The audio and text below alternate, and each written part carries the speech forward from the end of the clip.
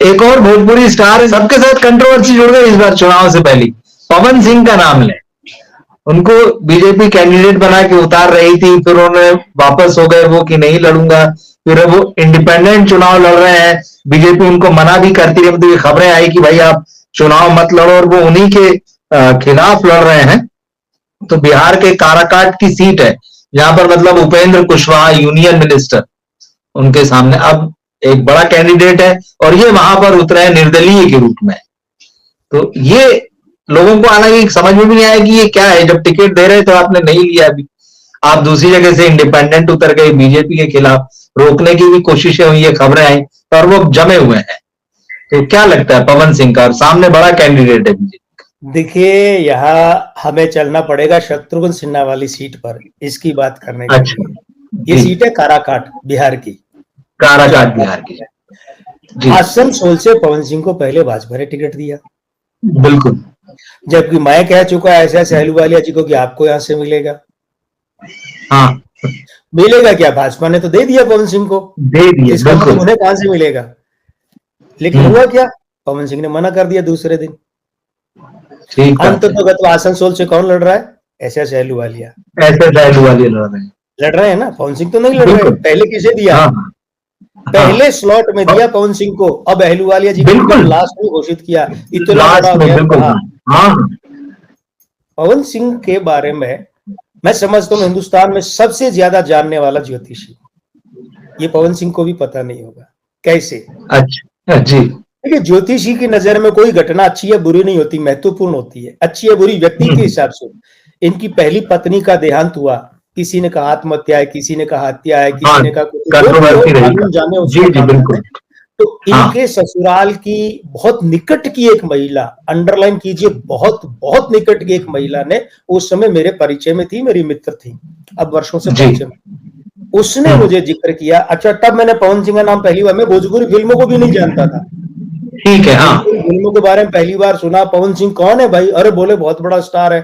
खैर वो बात है कि मैंने उसे बताया, बाद में फिर वो जांच वांच में काफी चीजें उसने कहा कि दबा दी गई, लेकिन ये बात आपकी सही है।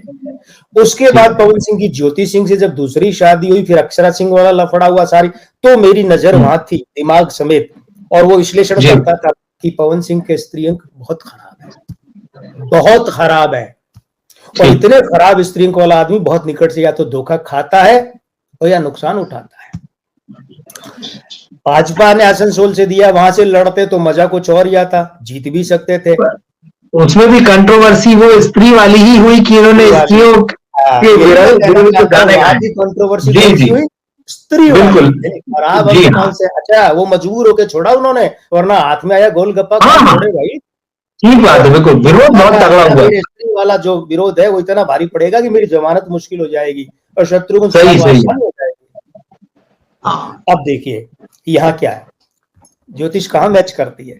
काराकाट की मैंने भविष्यवाणी तब कर दी थी जब बाजार में सिर्फ उपेंद्र कुशवाहा का नाम था।